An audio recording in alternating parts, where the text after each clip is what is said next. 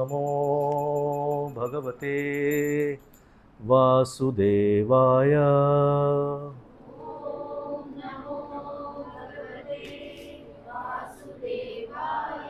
ॐ नमो भगवते वासुदेवाय।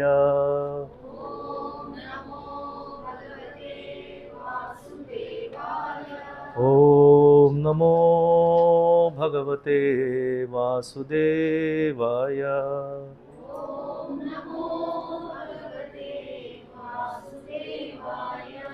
ॐ अज्ञानतिमिरन्धस्य ज्ञानाञ्जनशलाकया चक्षुरुन्मिलितं येन तस्मै श्रीगुरवे नमः।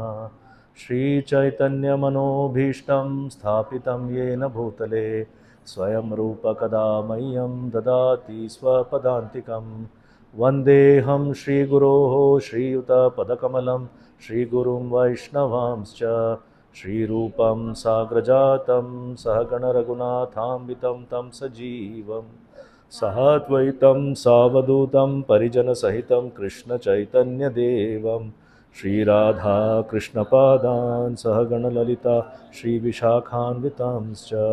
हे कृष्णा करुणा सिन्धो दीनबन्धो जगत्पते Gopesh गोपिकान्त Radhakant नमोऽस्तुते।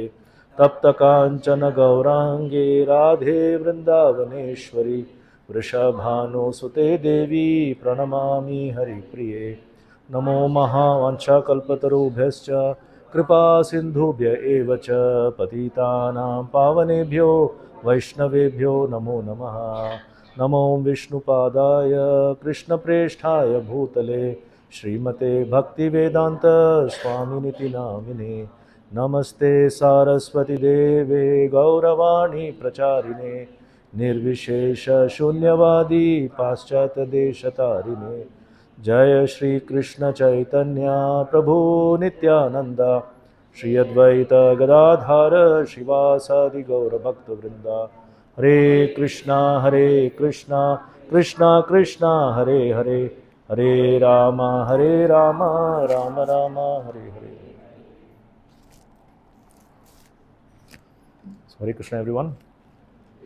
So welcome everyone again for this wonderful month of Kartik. I'm sure devotees have already mentioned the importance of this Kartik month. So how many of you are coming to this Kartik month or at least participating in the Kartik month for the first time? Yeah, okay. So it's very, very auspicious month of Kartik. So Kartik month comes during this period of October, November every year. So basically it's 2 weeks before Diwali and 2 weeks after Diwali. So that's a 1 month. It's a very, very auspicious month. And Kartika, actually Kartik refers to Kartika, that is Radharani's name. Another name of Radharani is Kartika. And we all know that Srimati Radharani is very, very dear to Krishna. So this month is also very, very dear to Krishna. So Acharyas have explained that whatever pious activities, or rather devotional service, which is the most pious activity, whatever devotional service we do is magnified many, many times during this month of Kartik. So if you chant one round, is counted like many rounds. So that's why our spiritual masters and all the Vaishnavas have told us to constantly chant the holy names during this month, do more devotional service, do more activities. If you're chanting, chant more. If you're reading, read more. If you're doing kirtans, do more kirtans. If you're studying Srila Prabhupada's books, do study more during this month of Kartik. So that's the whole idea. So we are here today as part of the regular programs. This today's session is going to be more about remembering this wonderful pastime of Yashoda Damodarji, and we have the beautiful form of Yashoda Damodar here. Later we'll be offering ghee lamps to them. So this month of Kartik, so this pastime of actually Yashoda Mother Yashoda binding Krishna happened on the day of Deepavali. So in Srimad Bhagavatam, in the 10th canto, there is very nice description. In fact, we all know how Parikshit Maharaj was fasting on the bank of Ganges Mother Ganges for 7 days. After he was cursed by the Brahmana to die within 7 days. Normally, what we will do is we will try to see what are the things that we can do before we die, what are the maximum things we can enjoy, or at least we'll try to make sure that before we die, we keep everything secure for the family and everything else, right? Insurance and everything else. We make sure, but the only insurance Parishit Maharaj knew was the faith in the holy name and faith in Krishna. So he gave up everything the moment he came to know that he was going to die, and he retired from the kingdom. He did not counteract, he did not try to counteract the curse. Although he was a very powerful king and he was a very powerful devotee, he could have easily counteracted the curse, which is not his mistake actually. It just happened so by chance or circumstances. Again, it was arrangement of Krishna that he was put in that position of externally offending the rishi and then getting cursed by the sun. So when he was sitting to fast on the bank of Ganges, many devotees, many personalities came there. In those days, there was no Facebook or WhatsApp or anything, but somehow the other Prabhupada writes that the method of communication was far, far more advanced, that not only in this planet, but even from the other planets in the universe, everybody came there, assembled there, because they knew that something magnificent is going to happen. Because whenever a pure devotee comes there, that means there has to be something to do with Krishna that is going to manifest.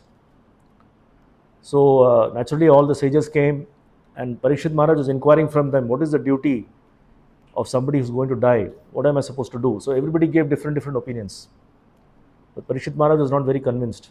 And that is the time when Krishna sent Shukadev Goswami to the same place so that they could meet, and Bhagavatam was supposed to be discussed. So that's how Bhagavatam discussion came about, and we are all reaping the benefits of that discussion between Parikshit Maharaj and Shukadev Goswami, that by the grace of them and by the grace of all the acharyas, we have Bhagavatam in front of us, and we have at least some understanding of what pastimes of Krishna, about different qualities of devotees, and everything else is there before us. So in the 10th canto, so there are, as we know in Bhagavatam, there are 12 cantos. So the first 9 cantos is actually preparing the ground to receive Krishna in our heart, because 10th canto is all about Krishna's pastimes. All the other cantos are about Krishna's different expansions, mostly Narayana form, Vishnu form, or different other avatars. But directly Krishna's pastimes are described in the 10th canto. So there is a method in which we cannot directly jump to the 10th canto. We have to go through the process of going through the 9 cantos and have a full understanding of how Krishna is the Supreme Personality of Godhead. And then we come to understand from the 10th canto Krishna's wonderful pastimes. We'll have the sense of appreciation, true understanding, and then we appreciate Krishna's pastimes. So in the 10th canto, there are different activities happening in the first few chapters when Krishna is appearing in the prison house of Kamsa in front of Devaki Mata and Vasudev, and how we know that he was transferred to Gokul by the agency of Nanda Maharaj, by the agency of Vasudev. So then Krishna, of course, enacted many childhood pastimes, wonderful pastimes in Vrindavan, which are very, very dear to devotees. And one such pastime is this pastime of Yashoda Mata binding Krishna. So before that, when Shukadev Goswami is explaining the different pastimes of Putana and the different demons who were killed in Vrindavan, Kamsa was sending all the demons. When he came to know that the 8th son of Devaki has already been transferred to Gokul and he's safe there, so he was trying to send all the demons to kill Krishna. So Putana came, Trinavrta came, Shakatasura came, and so many other demons came. So Krishna was barely a few months old that time, maybe 1 year old. So as Parikshit Maharaj is hearing all of this, he asked Shukadev Goswami that what is so special about Yashoda Mata? What is the greatness of Yashoda Mata that Krishna gave up Mathura, that is original parents, Devaki and Vasudev, and he came to Vrindavan. So what is so special about Nanda Maharaj and Yashoda Mata? So there is a nice verse, I think it is in the 10th canto, 8th chapter. Let me find that verse.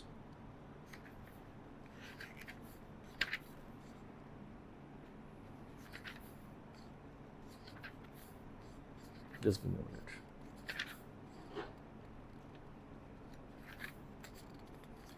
So essentially, what Parikshit Maharaj is asking is, what is so great about, what is such a great fortune of Yashoda Mata and Nanda Maharaj that Krishna, he awarded his childhood pastimes to them instead of Devaki and Vasudev. So Parikshit Maharaj is asking, Nanda Kim Akarod Brahman Shreya Evam Mahodayam. You have it, Prabhu, this is 10:8:46.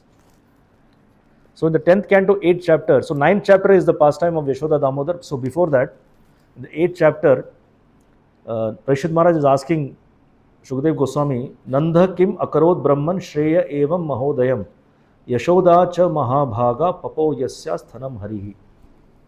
So he's asking, having heard of this great fortune of Mother Yashoda, Parikshit Maharaj inquired from Shukdev Goswami, Mother Yashoda's breast milk was sucked by the Supreme Personality of Godhead. What past auspicious activities did she and Nanda Maharaj perform to achieve such perfection and ecstatic love? So this is the question Parikshit Maharaj is asking. What is that they perform? Because normally we understand that one has to perform great pious activities, auspicious activities to get good birth. So similarly here Yashoda Mata and Nanda Maharaj, what have they done in the past life to get Krishna? Not even Krishna was born somewhere, but he came to Vrindavan to award his childhood pastimes to them. What is so special about Yashoda and Nanda Maharaj? So as a prelude to this, or as a response to this question, is the Damodar Lila that is explained by Shukdev Goswami in the next chapter. So from that we understand the greatness of Yashoda Mata. The whole pastime is for us to understand, of course, Krishna's wonderful activities is there on one side, but also equally important to understand the greatness of Yashoda Mata. That's the kind of devotion that we all should aspire for. See, Prabhupada cautions us that we cannot become Yashoda Mata, we cannot become the gopis, but we can develop devotion that is similar to theirs or in line with theirs, in following their footsteps.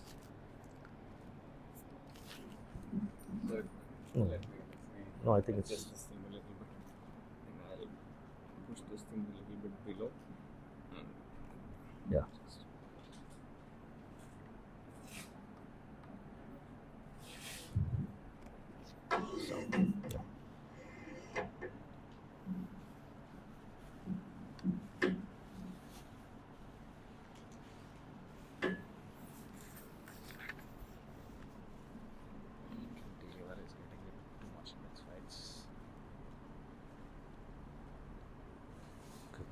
Hare Krishna.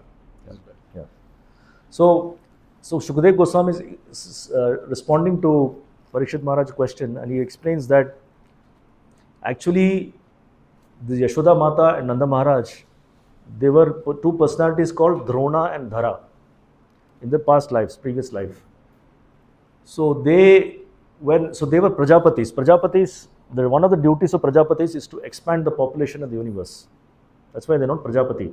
So Brahmaji gave them a task that you increase the population in the universe. But they were not interested in just increasing the population. They wanted, because they were devotees of Krishna, they wanted to have something to do with Krishna wherever they appeared. So they prayed to Brahmaji that, please give us a benediction that wherever Krishna appears, we will appear as his parents. So that's how whenever Krishna appears in any material world, anywhere, first Nanda and Yashoda appear there.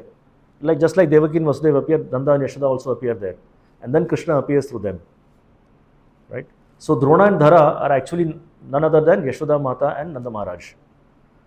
So the greatness of what they have done is they have all eternally been engaged in Krishna's service. They are eternal devotees of Krishna. It's not that they performed some austerities and then they became devotees. The only austerity they performed was devotional service, nothing else. So they were eternally associates of Krishna. So whenever Krishna appears, Drona and Dhara will appear as Nanda Maharaj and Yashoda Mata. That's what Prabhupada explains here. Of course, there are some deeper understanding to that given by other acharyas, but we don't need to get into that. It suffices to say that what Prabhupada has given us here, that Drona and Dhara, they appear whenever Krishna appears, and they become Nanda Maharaj and Yashoda Mata. So this is the greatness of Nanda Maharaj and Yashoda Mata. Not unlike other personalities, like we also hear about Devaki Mata and Vasudev. They were also Prajapatis in the previous life. They were Sutapa and Prishni. And they also engaged in austerities, and Krishna benedicted that 3 times he'll appear as their son. So first time he appeared as Prishni Garbha, and this Prishni Garbha was the one who gave darshan to Dhruv Maharaj in Satyuga. Then as Aditi's and Kashyapa's son, Vamana Dev. Then third time Krishna appeared as Krishna here to Devaki and Vasudev. So they took 3 births and Krishna appeared as their son 3 times. But Nanda Maharaj and Yashoda Mata are eternally the mother of Krishna. So wherever and whenever they appear, they also appear as their parents, Nanda Maharaj and Yashoda Mata. So that's a difference between those who perform austerities and they get some benediction, but those who are eternally the associates of Krishna. So that's why Shukdev Goswami is telling that they are not ordinary persons, they are eternal associates of Krishna. And that is why these eternal associates of Krishna can only control Krishna, nobody else. Krishna is the Supreme Personality of Godhead, nobody can control him, right? He is known as Supreme Independent. In the very first Bhagavatam verse, Krishna says that he is, what is that verse? Swarat. He uses the word Swarat. Swarat means independent, supremely independent. But in Bhagavatam later on, Krishna says that Aham Bhakta Paradino, he Aswatantra Iva Duja. That he's telling about Ambarish Maharaj as a devotee, that such devotees actually control me. Although I am supremely independent, but I come under the control of the love of such devotees, like Ambarish Maharaj or Yashoda Mata. It's pure love that controls Krishna. And Krishna loses his independence, so to speak, in front of the love of these devotees. And that is what this pastime is all about. So we should not go by the sentiment of Krishna getting bound by Mother Yashoda, he's crying and it's the love of the devotees that kind of overpowers Krishna, that controls Krishna, and Krishna just comes under the control of that particular devotee. But there is a qualification that the devotee is 100% fixed in the devotion service of Krishna, nothing else. Ananya chetaha satatam, as Bhagavad Gita says. Ananyas chintayanto mam, ananya chetaha satatam. That ananya means no other object of love other than Krishna. There is constant attention, fixed attention only on Krishna. And we know that in Vrindavan, all the devotees are like that. They don't have any other object of love other than Krishna. Yashoda Mata, Nanda Maharaj, Gopis, his friends, their only constant object of attention is Krishna only, no one else. Such devotees are able to control Krishna by their love. And Krishna loves to lose his independence in front of such devotees. So that is the context of this Damodar Leela which Shukdev Goswami explained to Parikshit Maharaj towards the end of the 8th canto. Then the 9th chapter starts with this Damodar Leela. So the 9th chapter, it is explained that on the day of Deepavali, we know that in all our houses, there are so many things going on. Some we prepare for puja, we keep everything neat and clean, we invite guests, and we do a lot of things in different parts of India. So similarly, in Vrindavan, Yashoda Mata was keeping everything ready. She was ready to prepare so many items for Krishna's pleasure. And that day, there were so many maidservants who had gone on leave, because Deepavali is the time when everybody spends time with the family. So Yashoda Mata sent all the maidservants to their respective homes, and she was personally doing everything since morning. Main thing she was doing is churning butter for Krishna, because butter was Krishna's favorite. So early in the morning, because when Krishna was sleeping, Mother Yashoda thought she will finish all the work, and then when Krishna gets up, then she'll spend time with Krishna. So as Krishna as a baby boy was sleeping, Mother Yashoda was busy doing everything, all the household chores. And it's explained in Bhagavatam that as she was churning, see, normally what generally materialistic people do, they will sing some movie songs, right? Or they play some moving songs in the background while they do the chores. But what was Mother Yashoda doing? She was singing about Krishna. So all the activities, all the pastimes of Krishna, she was singing in a song form, in a poetic form. The Prabhupada writes that is the way to be fully Krishna conscious. Whatever we are doing, we should remember Krishna. Then that activity becomes spiritualized. We don't have any karma as a result of performing that activity, because constant remembrance of Krishna, and whatever we are doing, we are dedicating everything to Krishna. That is a mood of surrender, whatever we do. So Mother Yashoda was churning butter, but she was remembering Krishna always. Whatever she was doing, she was remembering Krishna. Sometimes, when devotees, when suddenly they're walking and they trip and fall, what do they say normally? Oh, Krishna. Something to do with Krishna. But others will say, oh, Ayyo, or oh, Amma or Appa, or something they will say, right? But devotees, naturally, the first thing that comes out of the mouth is Krishna. Oh, Krishna. So that shows that their consciousness is always on Krishna. That's why it's unknowingly also it's just coming out. So Mother Yashoda was churning and then she was singing Krishna songs, recollecting all the pastimes. Just then Krishna, now the time of the pastime came, right? So Krishna had to do something. So he was sleeping and he got up. And he got up, as soon as small children get up, they feel very hungry. Right? Naturally, first person they want to be with is mother. So he got up and he was rushing towards his mother, but mother was not to be seen anywhere because she was in the kitchen, still boiling the milk and churning the butter outside, churning the yogurt to get butter. So she was very busy, so she didn't notice Krishna. So Krishna baby came and then she started scratching. He started scratching the sari of Mother Yashoda to get her attention. And then mother immediately picked him up and put him on her lap and started feeding Krishna. But because she had so many things to do and it was not planned that Krishna will get up now, she had other things to do. She had kept some milk for boiling in the kitchen. At the same time, she was churning here. So multiple things she had to do, manage at the same time. And Prabhupada writes, this is how in the life of a devotee, there will be multiple priorities. It's not that only one thing we are doing, because all of us are also working, whether at home or in the offices or doing business. We have our material duties, plus we also have our spiritual duties. We constantly have to balance these. So anything that devotees do here, we have to take some practical inputs in terms of how does it apply to us. So Prabhupada writes in most of the purports that this is how devotees must carry out their activities. That there will always be conflicting priorities in life, but we must learn to balance. We must know what is important at a particular time. A particular thing may be important now, but later on may not be important. But at that particular time, whatever is important has to be done. So what did Mother Yashoda do? Because the milk was boiling and that milk was meant for Krishna, right? So she kept Krishna aside and she rushed to the kitchen to take the pot of milk down, bring the pot of milk down. Otherwise, it would have got overflown by boiling. So naturally, what she did was the right thing because both are meant for Krishna. So what is important has to be done at that particular time. So this is how it applies to us. So, but Krishna was very angry because he had not been completely fed. So naturally, like small children, they'll become very cranky, and she started crying. And so, because Mother Yashoda was not there, she was still in the kitchen. Krishna was so angry that he started breaking all the pots of butter, which are already kept there. Started breaking the pots of butter, and then everything came out. It was a total mess, as we can imagine. And then he realized that, oh, what have I done? Now mother will come and she will scold me and she will beat me. Right? Because here the acharyas explain that Krishna is a supreme personality of Godhead, and even fear personified or death personified is afraid of Krishna. Isn't it? As Yamaraj, who is death personified, is also afraid of Krishna.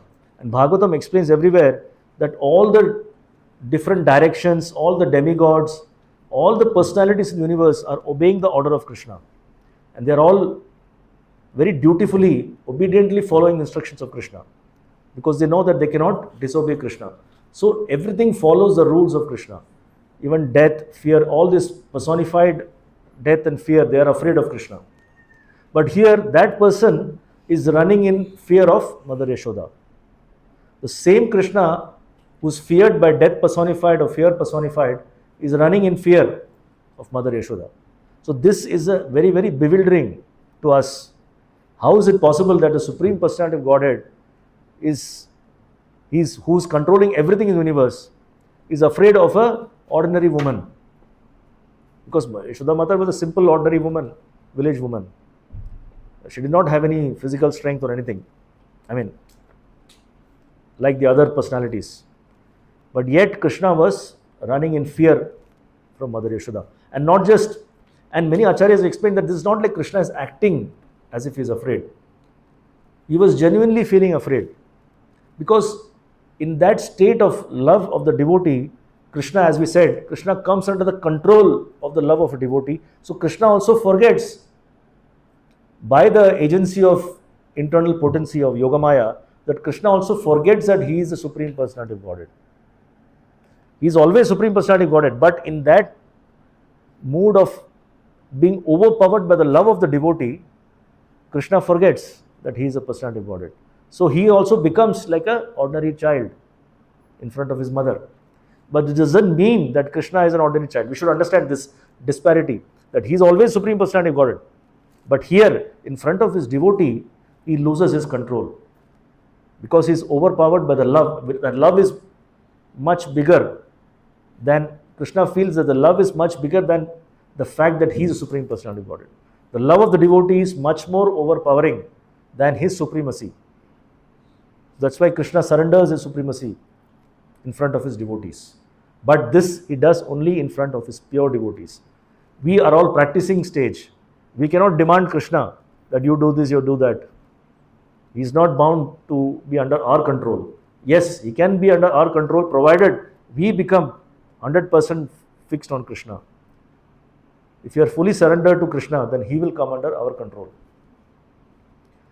So here Krishna, that's why in the Damodara Ashtakam, when we sing later, it is genuine description of Krishna getting afraid, that his face was shaking, his kajal was all getting mixed with his tears. You can imagine the scene. His face was red, eyes were tearing, and his lips were trembling. So natural expression of fear. And when a mother sees her son like this, she also feels a bit overpowered by that scene, right? So she, although she was very angrily chasing Krishna with a stick, but seeing Krishna in that condition, Mother Yashoda also said, "Oh, my poor son, he's feeling so afraid and scared." So that is the exchange of love that this pastime is actually telling us or showing us. So we should not look at it as a sentimental display of affection. It's a genuine, it is nothing material in this, it's absolutely spiritual. Because the relationship between devotees and Krishna, there is nothing material, it is absolutely spiritual, on a spiritual platform. But that it is a pure love which is completely devoid of any supremacy, any Aishwarya, which is normally seen in Vaikuntha, where, see, in Vaikuntha, Narayana is there or Vishnu is there. The devotees cannot behave like this with Narayana or Vishnu. Nobody will chase with a stick. Nobody, have you ever seen anybody chasing Narayana with a stick or Vishnu with a stick? Nobody dare do that. Because there he is majestic, he is fully opulent, he is the king of the Lord of Vaikuntha. So he demands or commands a respect, and everybody is worshipping him there. So everybody is in that in the mood of reverence. So nobody is in the free exchange of love. So Prabhupada gave a very simple analogy when devotees were asking what is the difference between Krishna and Vishnu. So Prabhupada said, Vishnu is, when Krishna is in the office, is doing his official duties, he is Vishnu. When he is at home, he is Krishna. But at home, we are all free with everyone. There is no feeling of awe or reverence. We are freely exchanging with our family members and loved ones. So Krishna is like that. That is his true nature. That is his true self when he is with his devotees. But for the purpose of carrying out the maintenance of this material world and other things, then he assumes different expansions like Narayana and Vishnu. But that is not his true nature or true form. So Krishna has his original form. So in this way we understand how Mother Yashoda, she was so overpowered by seeing Krishna's condition that she did not want to beat Krishna with a stick. But nevertheless, she wanted to punish Krishna. Why? Because of all the mess he created, and if she leaves Krishna, then he will end up doing something else, and then her work will be disturbed. She won't be able to finish her work. So for the time being, she thought that she will tie Krishna to that mortar, wooden mortar. And because in olden days, of course, nowadays we don't see that mortar, but olden days in some of the villages they may still be there. So she took a rope and she wanted to tie Krishna. And then she decided, oh, it's a very simple thing, let me just tie Krishna and keep him there. He will stand there, he will not do anything. And then, so you see in the picture here, how Mother Yashoda is trying. But here also Krishna, see from time to time, although Krishna is behaving like an ordinary child in front of his devotees in Vrindavan, but from time to time he will show his majestic, supreme, mystic power to show that I am always the Supreme Personality of Godhead. Even though I am now under the control of devotees, but my supreme majesty can only be covered, but it's up to me to show it or to be covered, right? So here we see an example that when Mother Yashoda was trying to tie Krishna with a very, Krishna is a small boy, so his hip size is very small. So she took a small rope and tried to tie Krishna, but always it was falling short by 2 fingers. So she lengthened the rope, again she brought it, again it was too short, 2 fingers short. So it was very bewildering, very perplexing. She kept on getting more and more rope because she had enough ropes there, because there were so many cows in the courtyard of Nanda Maharaj, there was no lack of ropes. She got all the ropes there, and she further, other gopis also brought more ropes, and yet every time she tried to tie Krishna, it was 2 fingers short. So this is the supreme majesty of Krishna. What else can we explain? So Krishna, he is supreme mystic, he can do anything. He is supreme personality of Godhead. So there is nice another verse here. Let me just refer to that verse.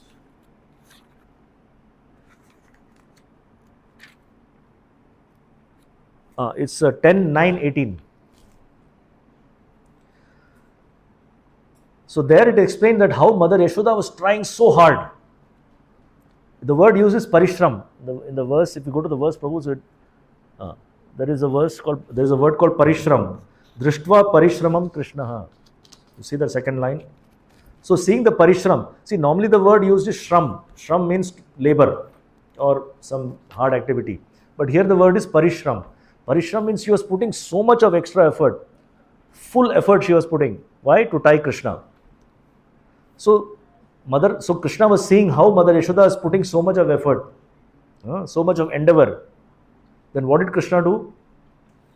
Krishna said, Kripaya, let me show my mercy to Mother Yashoda. So this is very important here. If we want Krishna's mercy, we have to put endeavor. Right? We cannot just sit quietly and say, oh, I'm not going to do anything, Krishna. Whenever Krishna shows his mercy, I'll do it. There are many persons, when we go out to preach and to distribute books, we tell devotees, please chant.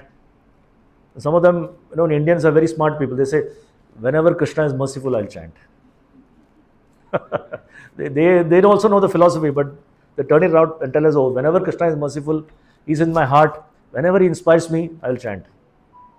It doesn't work that way. We have to chant and then get Krishna's mercy. Why is Krishna given us the tongue and the ability to speak and chant?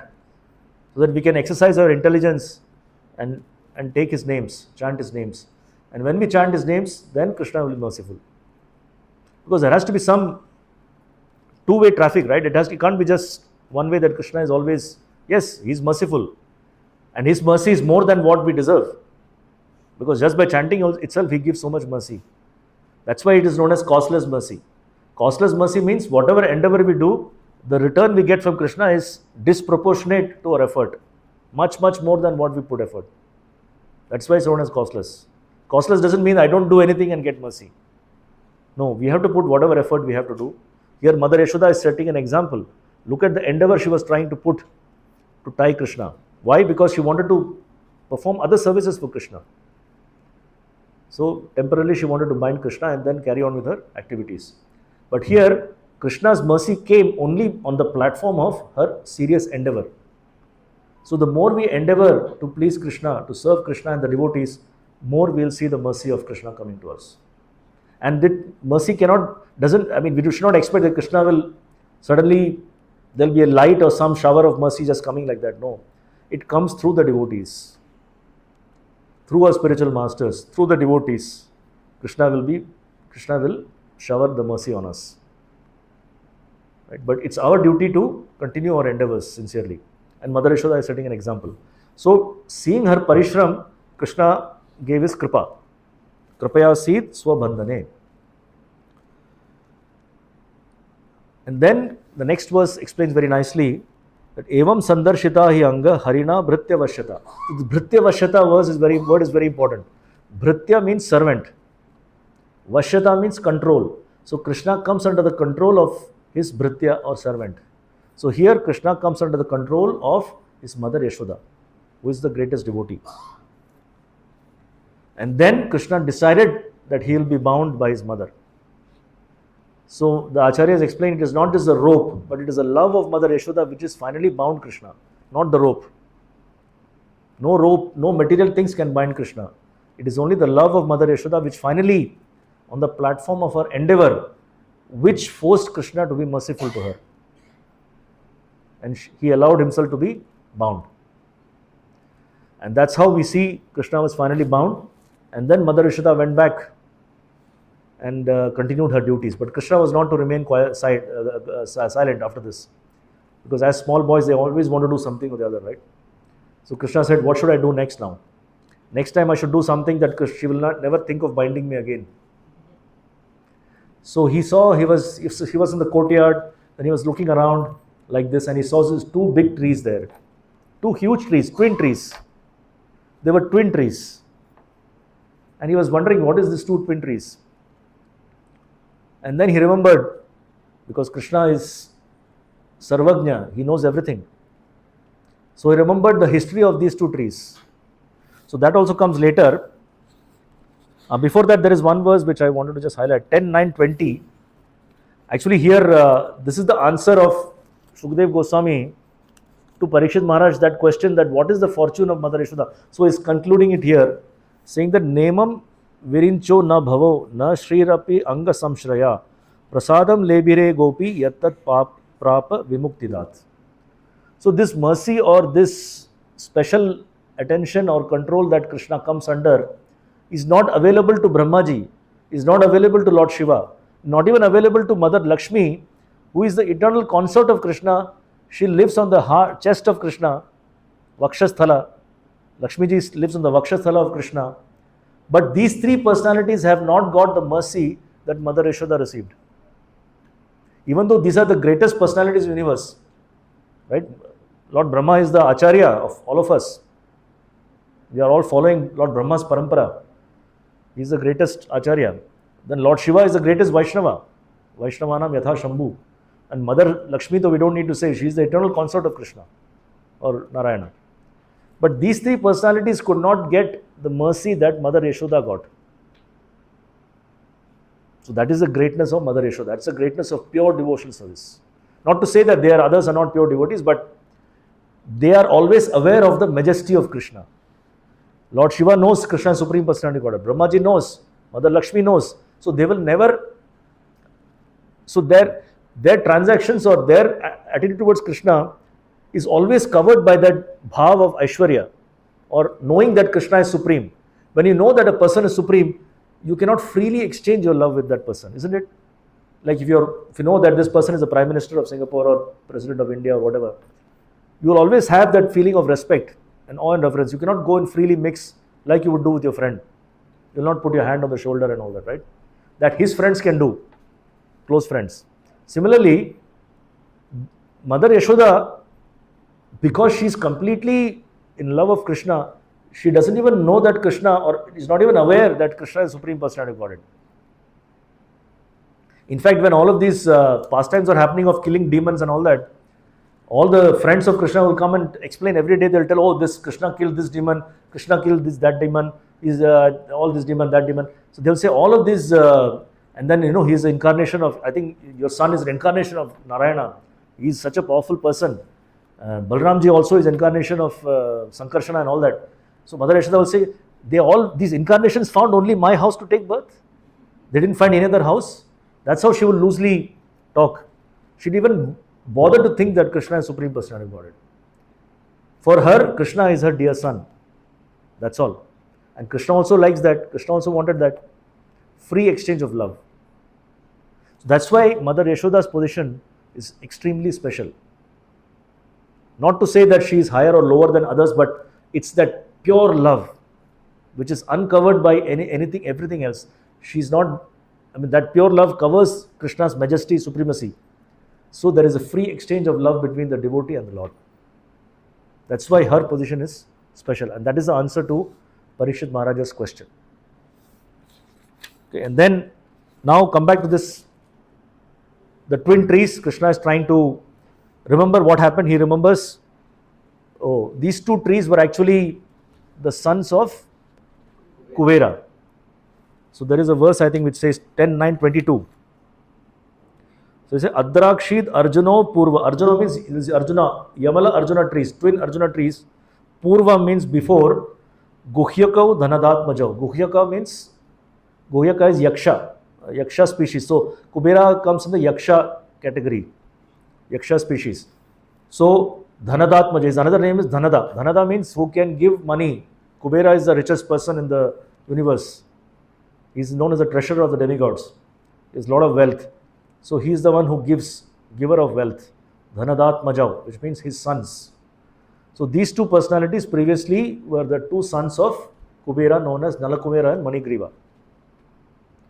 So they were cursed by Narada Muni because, when we always hear that young children or at home, when they are accustomed to the opulence of the parents, they tend to get spoiled because everything comes free. They say born with a silver spoon, right? So naturally, you don't realize or you don't face the hardships of life, so you think everything is very easy to get. So they took it very cheaply. They were intoxicated. They were in the company of a lot of girls, and they were taking bath in the heavenly Ganges, Mandakini river, and they were enjoying, sporting with the girls. And naturally, they were in the water, so they were not dressed. So when Narada Muni happened to cross that side, these girls, they immediately covered their body, but these two boys, because they were drunk and intoxicated, they did not know what they were doing. So they just came out of the water like that, undressed, in front of Narada Muni, such a great personality. So they did not even offer the basic respects to Narada Muni. So Narada Muni, although he was angry externally, but more than that, he was compassionate on these two persons. And he told them that although you got such a great birth, but you are just wasting your life. You are misusing your position by behaving like trees, because trees don't wear clothes. You are walking around like trees. That is your consciousness. So I curse you to become trees. But in that curse, also it was a blessing. Because whatever the devotee, even though externally it may appear like a curse, but actually it is a benediction.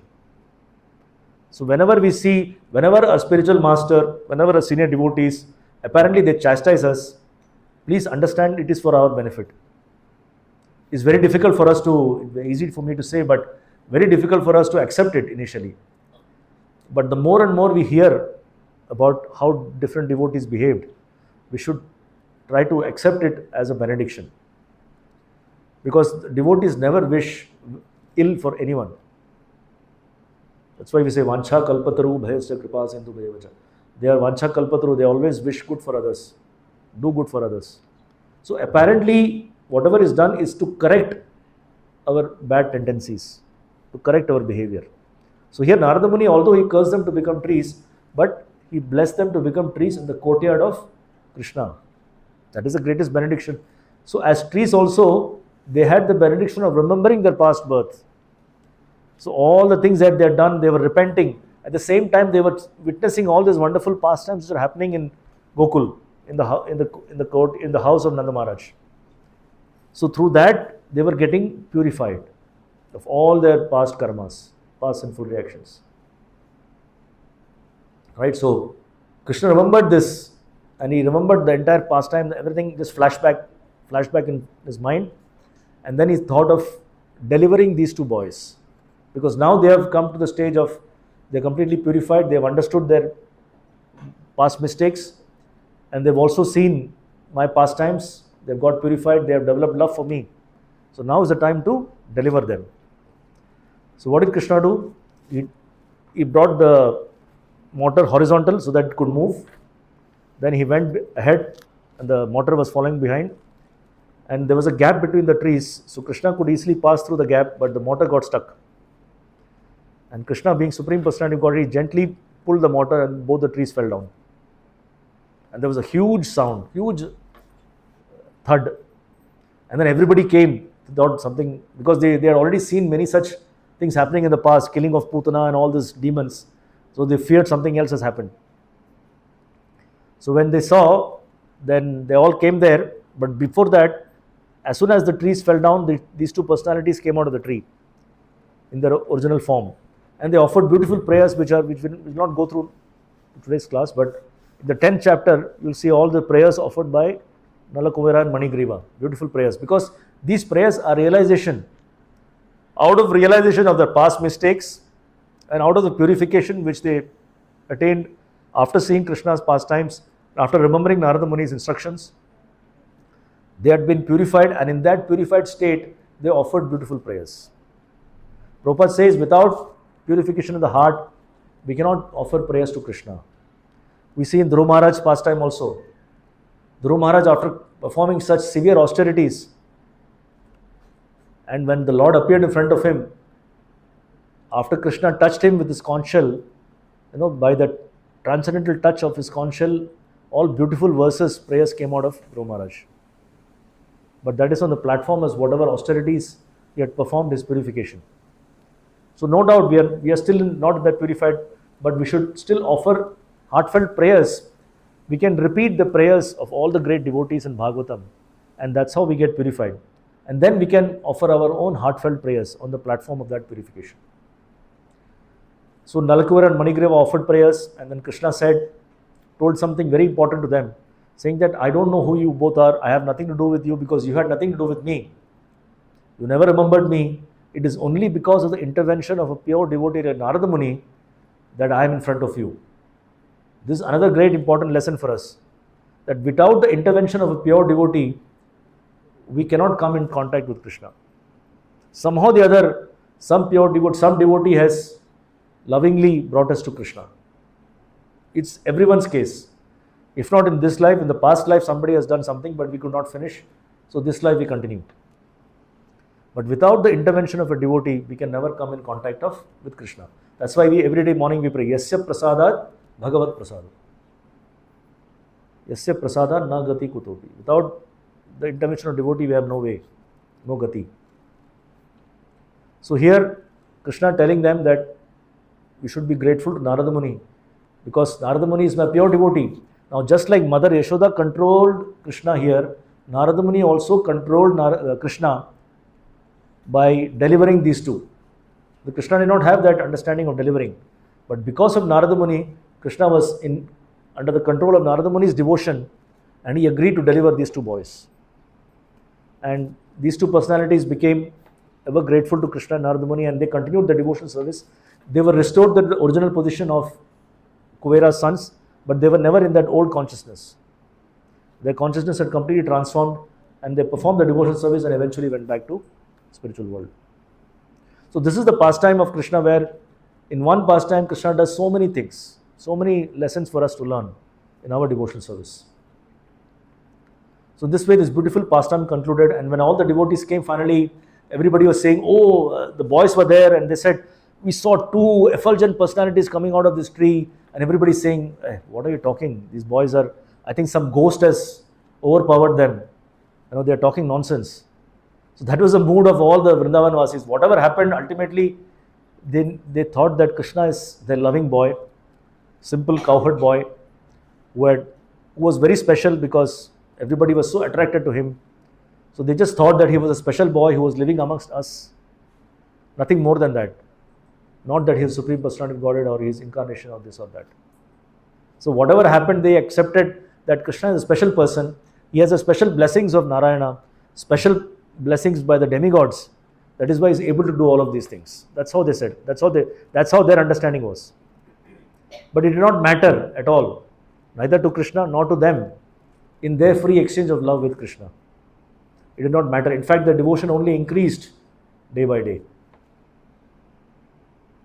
So I think with that we'll conclude the discussion today. And now we'll do the Damodara Ashtaka. Was it, Prabhu? Or anybody has to say,